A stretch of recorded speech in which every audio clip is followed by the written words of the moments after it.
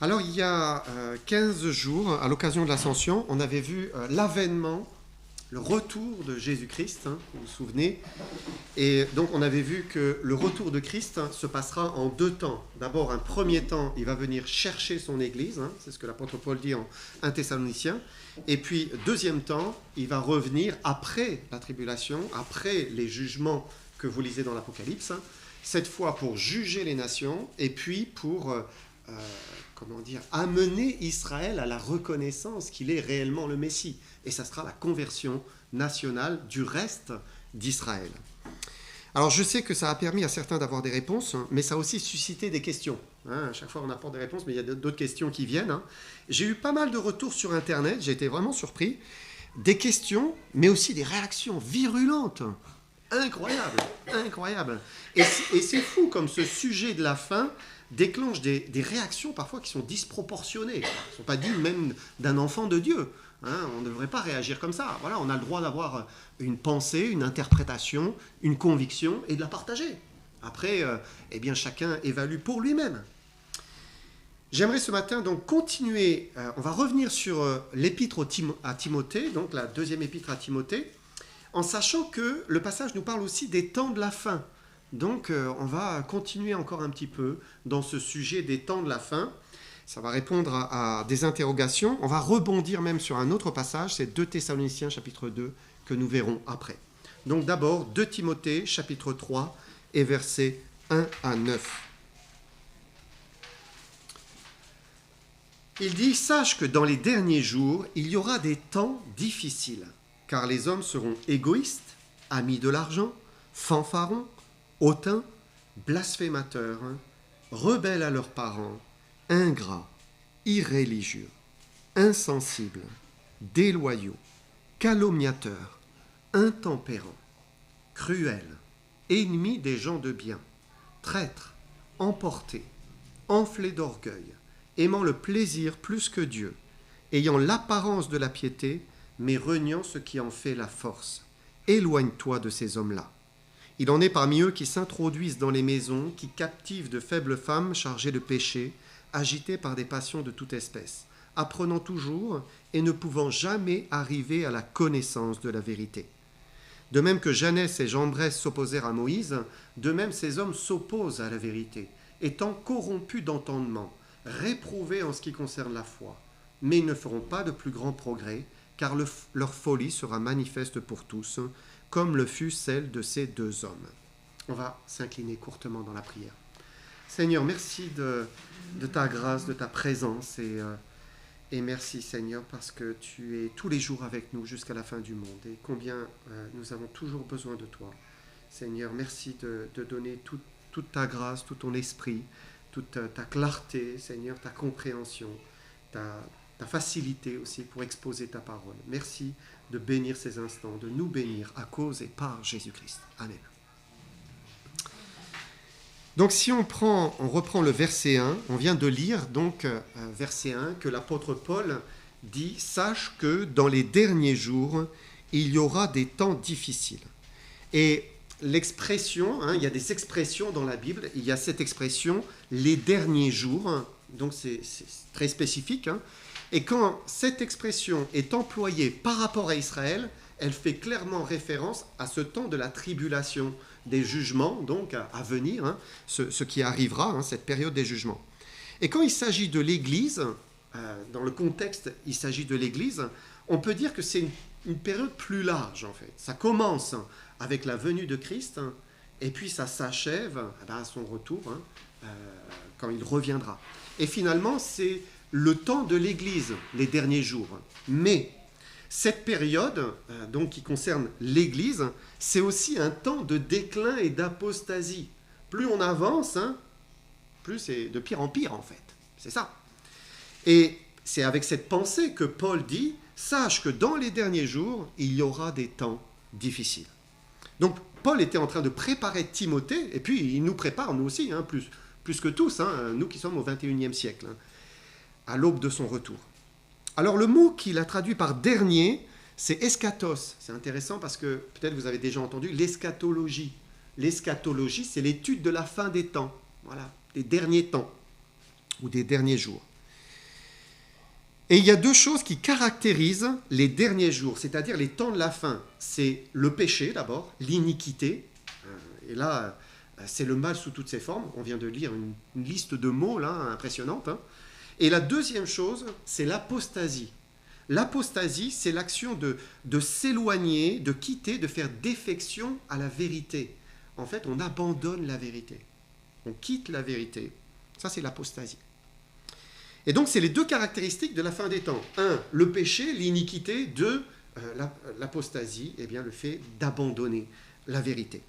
Et c'est ce que Paul décrit dans ce passage. Donc, il commence avec cette longue liste de péchés. Alors, bien sûr, ce n'est pas des péchés nouveaux. De tout temps, il y a eu des orgueilleux. Ça existe depuis même la chute, en fait.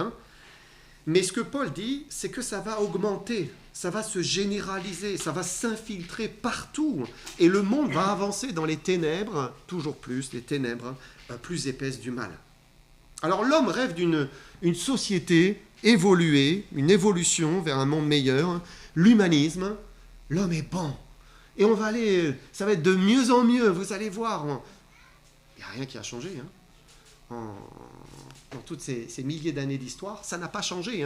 Quelle est la différence entre Caïn qui tue son frère avec une pierre ou bien un jeune qui, à la Kalachnikov, mitraille une terrasse de café? C'est pareil. Le cœur de l'homme n'a pas changé. Et Dieu le dit. En fait, le cœur de l'homme ne peut pas changer. Il n'arrive pas à se changer lui-même. Regardez ce que dit Jérémie 17, verset 9. Il dit « Le cœur est tortueux par-dessus tout, et il est méchant. Qui peut le connaître? Qui peut le connaître? Dieu le connaît, lui, il le connaît. Mais qui peut le connaître à part lui? Il dit qu'il est tortueux par-dessus tout. En fait, il trompe, il est fourbe. Et dans son essence, au fond, eh bien, il y a de la méchanceté. L'homme est toujours le même. Et dans notre passage, finalement, c'est une exposition du cœur de l'homme, là. Alors, comment est-il ce cœur? Il est d'abord égoïste. Littéralement, ça veut dire amoureux de soi. Il est amoureux de soi. Alors je me dis, mais est-ce qu'on est dans une société amoureux d'elle-même? Posez-vous la question. Réfléchissez un peu. Est-ce qu'un selfie, par exemple, vous savez, j'ai lu que ça s'appelle un égo-portrait. Et on se prend et on s'envoie et on veut des likes et c'est amoureux de soi. C'est une réalité. Dieu nous incite au contraire. Il dit aimez votre prochain comme vous vous aimez déjà en fait. Donc il veut qu'on se tourne vers les autres, qu'on aime les autres.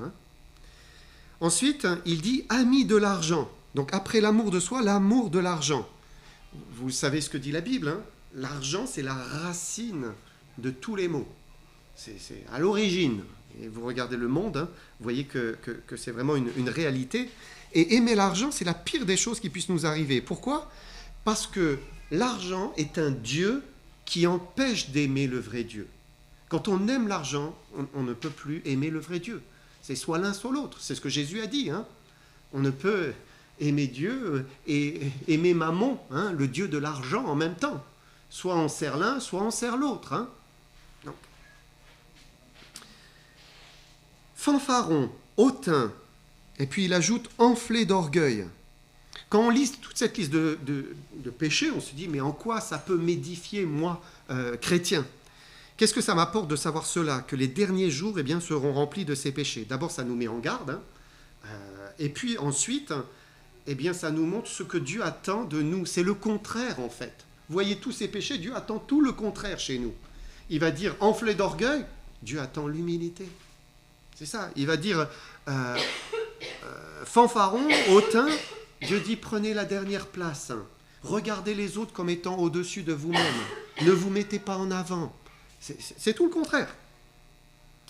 Paul ajoute, il dit qu'ils seront blasphémateurs, plus loin, irréligieux. Quand vous vivez dans une bulle chrétienne et que vous ne regardez pas trop le monde qui est à l'extérieur, vous pouvez oublier en fait. Mais dès que vous regardez un petit peu ce qui se passe dans le monde, vous voyez que le monde est blasphémateur. Il rejette Dieu. Si vous aimez bien rire, vous aimez bien les comiques par exemple, les stand-up, Il n'y en a pas un qui blasphème pas Dieu. C'est dur de trouver un comique qui ne blasphème pas Dieu, hein, ou la Bible. Vous regardez les films, peut-être en français on le voit moins, il y a de la vulgarité en français.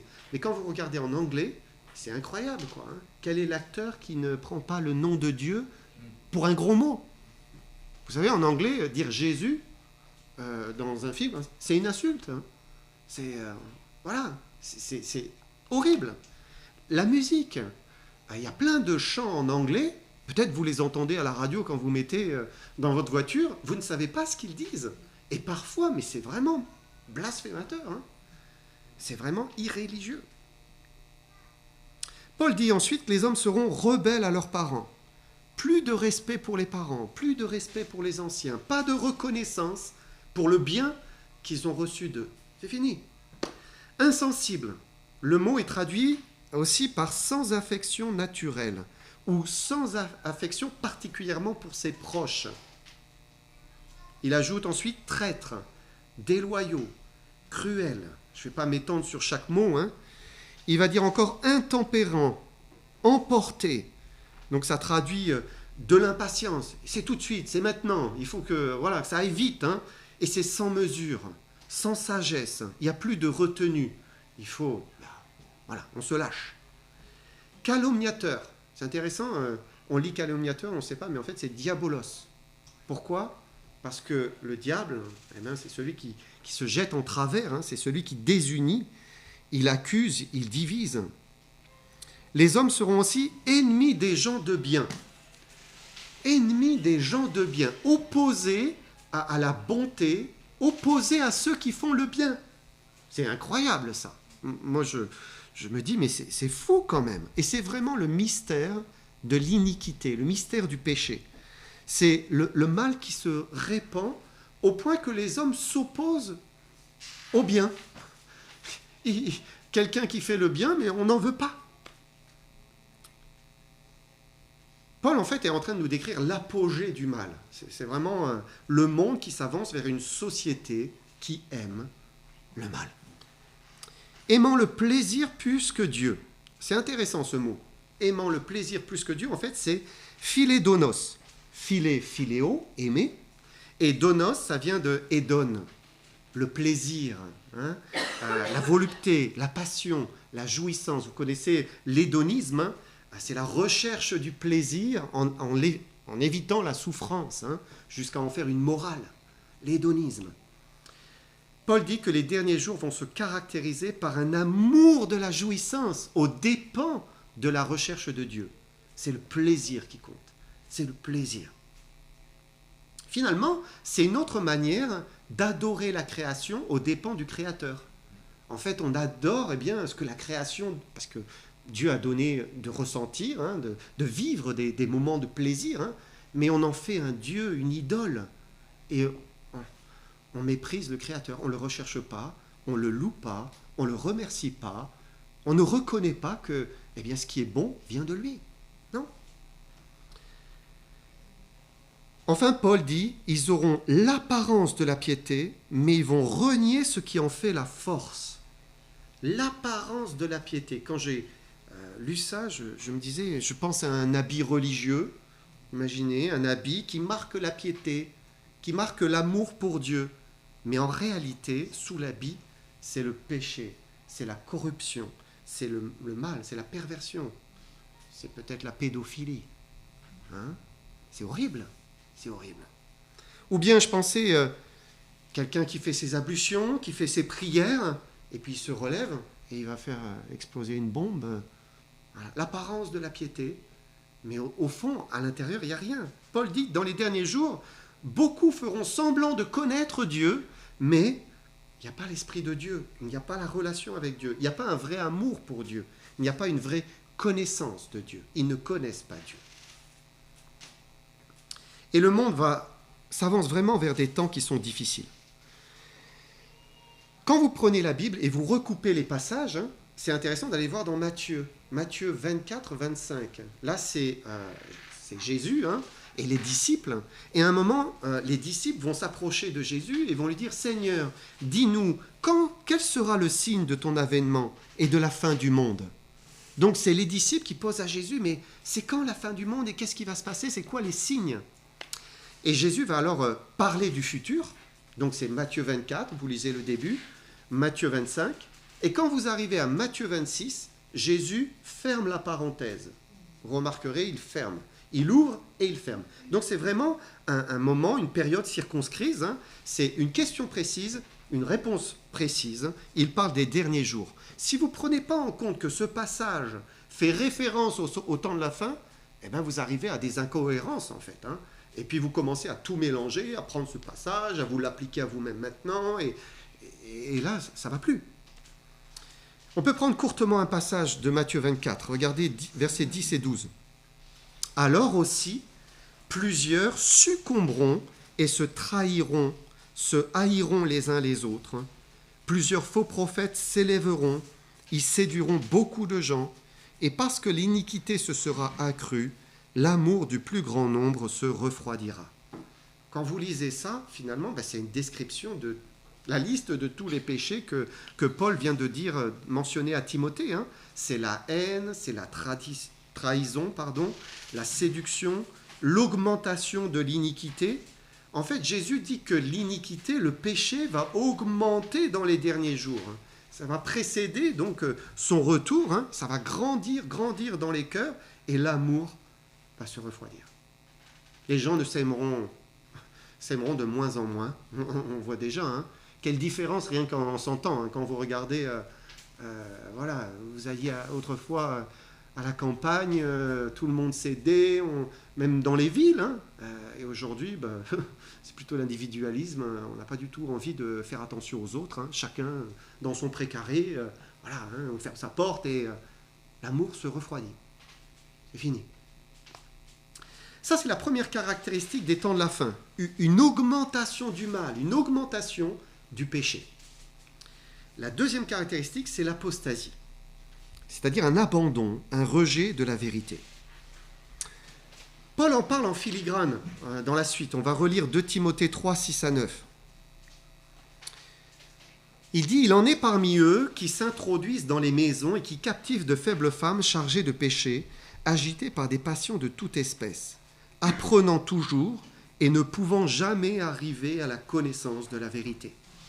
De même que Janès et Jambres s'opposèrent à Moïse, de même ces hommes s'opposent à la vérité, étant corrompus d'entendement, réprouvés en ce qui concerne la foi, mais ils ne feront pas de plus grands progrès, car leur folie sera manifeste pour tous, comme le fut celle de ces deux hommes. » Donc, Paul là parle de deux hommes.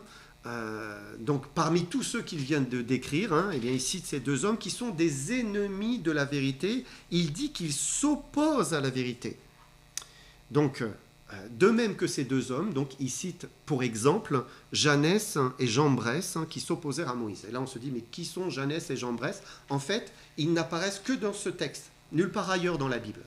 Donc, c'est un mystère, hein, mais l'apôtre Paul les cite. Pourquoi?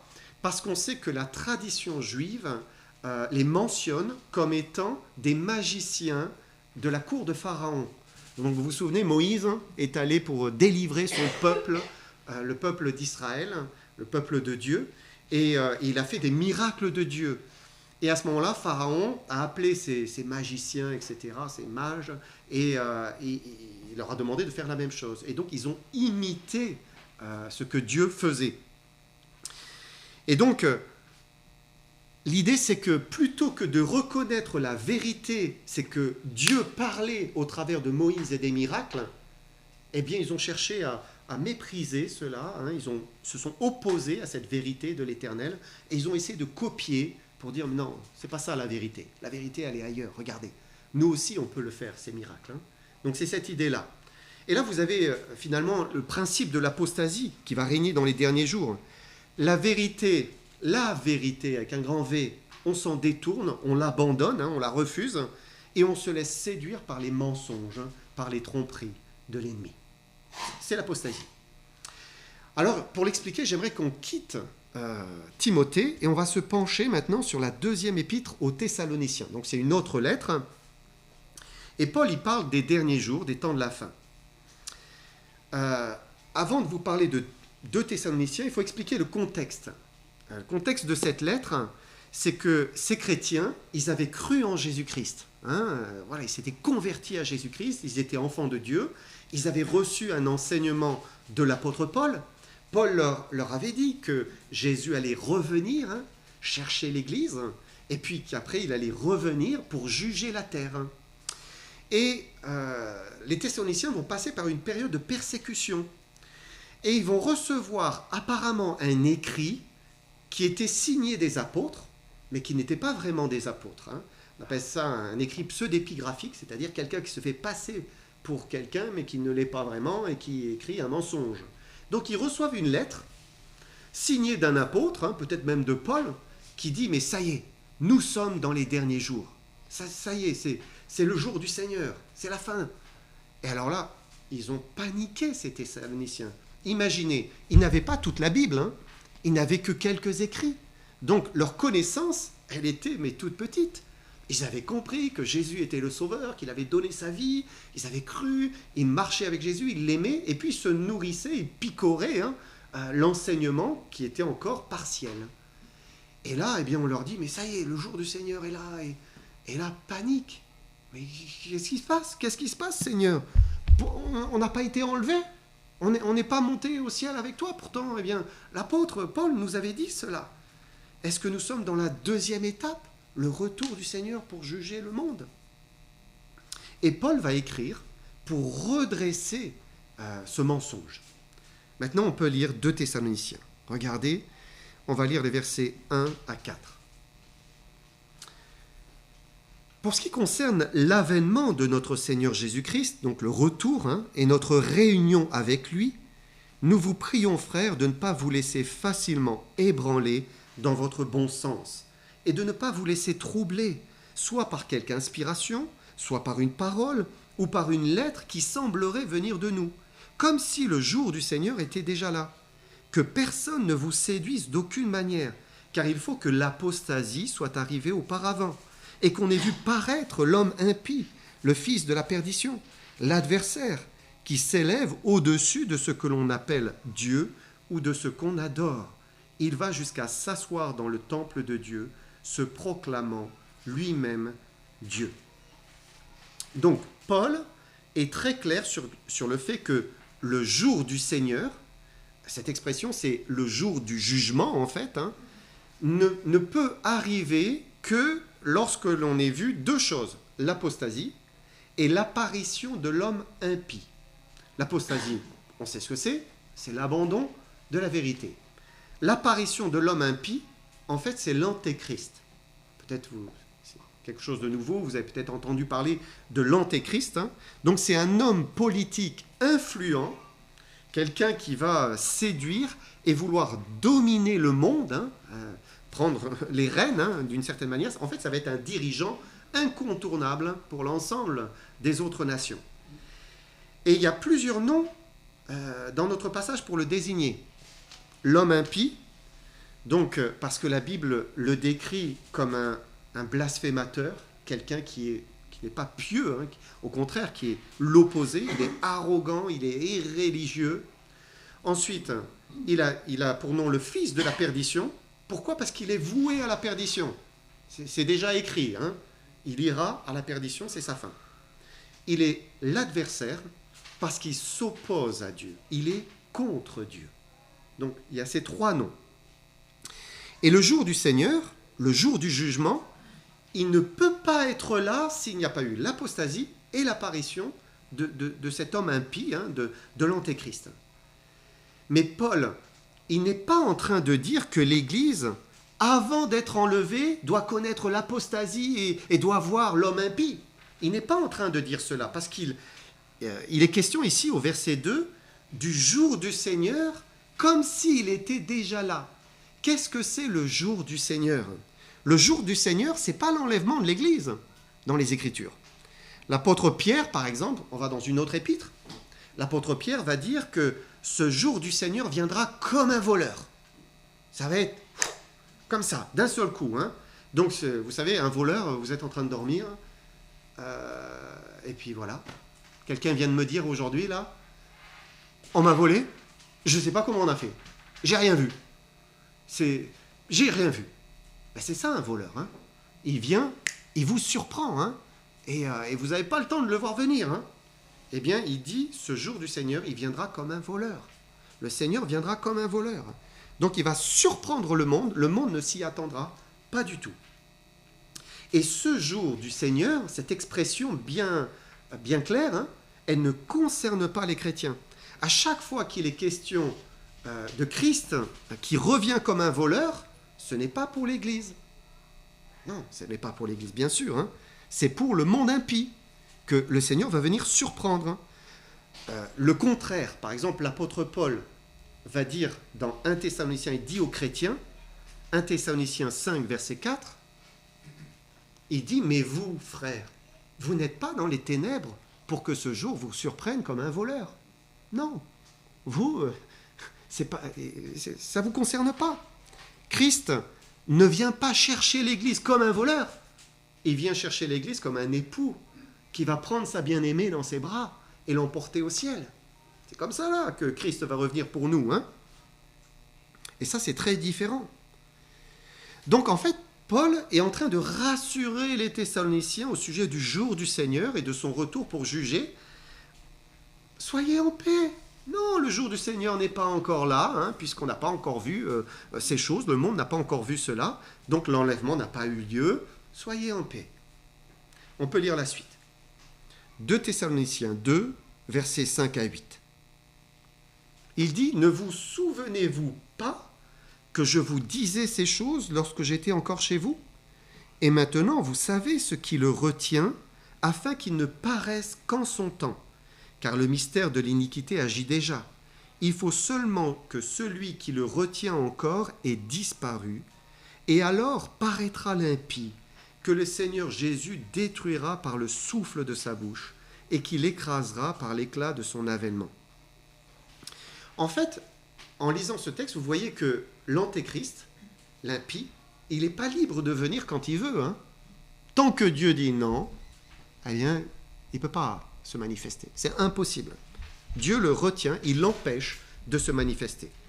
Au verset 6, quand on relit le verset 6, il dit « Et maintenant, vous savez ce qui le retient afin qu'il ne paraisse qu'en son temps. » Donc, il y a quelque chose qui le retient de se manifester, quelque chose qui l'empêche de paraître afin qu'il ne paraisse qu'en son temps. Et quand vous arrivez au verset 7, nous lisons « Car le mystère de l'iniquité agit déjà. Il faut seulement que celui qui le retient encore ait disparu. » Et là, c'est intéressant parce qu'il parle d'une personne. Il dit « celui hein ». Les versets précédents, c'était quelque chose qui est impersonnel. Et le verset suivant, c'est une personne qui le retient. Et nous croyons que, eh bien, il s'agit de l'Église et du Saint-Esprit qui habite dans le cœur de l'Église, dans le cœur des croyants. C'est ça qui retient le mal et qui retient l'Antéchrist. Et tant que l'Église, habitée par le Saint-Esprit, est présente, l'Antéchrist ne peut pas se manifester. Ce n'est pas possible. Parce que la présence de l'Église freine le mal et empêche le fils de la perdition de paraître. Non en elle-même, mais parce que le Saint-Esprit est présent, il est là. Lorsque l'Esprit de Dieu montera avec l'Église à la rencontre du Seigneur, alors paraîtra l'impie. Alors là, eh bien, le mal va se manifester encore plus fort. Et donc ce texte, finalement, nous parle de l'enlèvement de l'Église. Et ça a du sens puisque l'apparition de cet impie va se faire au moment de la tribulation, en fait, au moment des jugements et de toutes ces choses, et de la colère de Dieu qui va se manifester. Tandis que la Bible dit que nous ne sommes pas destinés à la colère. Non, nous ne sommes pas destinés à la colère. Christ va d'abord revenir prendre son épouse, et alors, verset 8, paraîtra l'impie, il dit que le Seigneur détruira au terme de la tribulation, donc de cette période de jugement, par le souffle de sa bouche et qu'il écrasera par l'éclat de son avènement. Alors certains objecteront peut-être en disant « Mais comment ça, le Saint-Esprit disparaître, quitter la terre ?» Mais le Saint-Esprit, c'est Dieu. Dieu est partout. Il est omniprésent. Donc le Saint-Esprit ne peut pas quitter la terre comme cela. Non. Mais quand vous y réfléchissez, le Saint-Esprit a toujours été sur terre. Vous êtes d'accord, hein? Et pourtant, Jésus a dit « Il faut que je m'en aille et je vous l'enverrai. » Hein? Et donc Jésus est parti et il a envoyé le Saint-Esprit. Et c'est la naissance de l'Église. C'est la Pentecôte. Ça y est, l'Esprit est venu remplir les cœurs de ceux qui croient en Jésus-Christ crucifié, ressuscité. Et quand, l'Église va être enlevée, l'Esprit repartira, entre guillemets, montera au ciel avec l'Église. Est-ce que ça veut dire que le Saint-Esprit ne sera plus du tout sur terre après? Non. Mais que, c'est quelque chose de particulier. Comme il est venu à la Pentecôte, il remontera avec l'Église. Et le mal, là, va pouvoir se manifester sous toutes ses formes. Alors le monde va entrer dans une période de trouble, d'agitation et de ténèbres. On va lire 2 Thessaloniciens 2, 9 à 12. Il dit « L'apparition de cet impie se fera par la puissance de Satan, avec toutes sortes de miracles, de signes et de prodiges mensongers, et avec toutes les séductions de l'iniquité pour ceux qui périssent, parce qu'ils n'ont pas reçu l'amour de la vérité pour être sauvés. Aussi Dieu leur envoie-t-il une puissance d'égarement pour qu'ils croient au mensonge, afin que tous ceux qui n'ont pas cru à la vérité, mais qui ont pris plaisir à l'injustice, soient condamnés. » Donc, les derniers jours sont caractérisés par l'iniquité et l'abandon de la vérité, le péché et l'apostasie. Le monde sera alors séduit par l'Antéchrist, séduit par des signes, par des miracles, des prodiges mensongers, séduit par l'iniquité, séduit par le péché, et rien ne pourra les empêcher de suivre le fils de la perdition, l'Antéchrist. Et ce sera la fin. Pourquoi cela arrivera?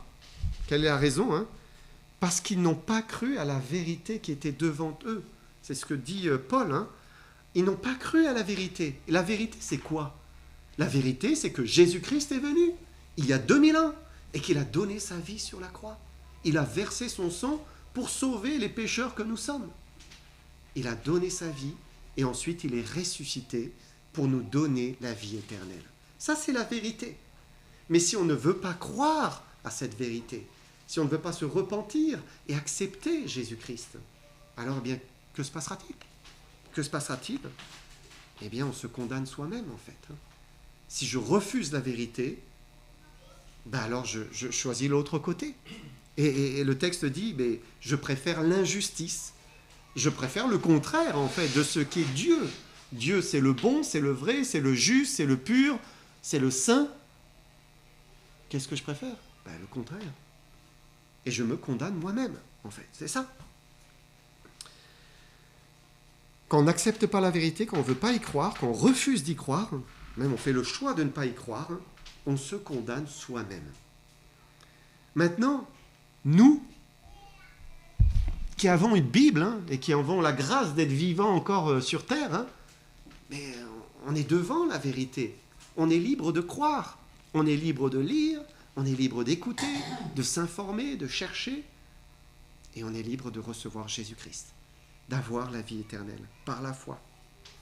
Si nous croyons en Jésus, si nous croyons que vraiment il est venu, qu'il est mort pour nous, qu'il est le chemin, la vérité, la vie, comme il le dit lui-même, alors, la Bible dit, nous connaîtrons la vérité et la vérité nous affranchira. La vérité va nous libérer. C'est une grâce. Mais il faut qu'on passe par la porte, Jésus-Christ. C'est le seul moyen. Et c'est après la porte que tout s'illumine. Que Seigneur, vous conduise, vous bénisse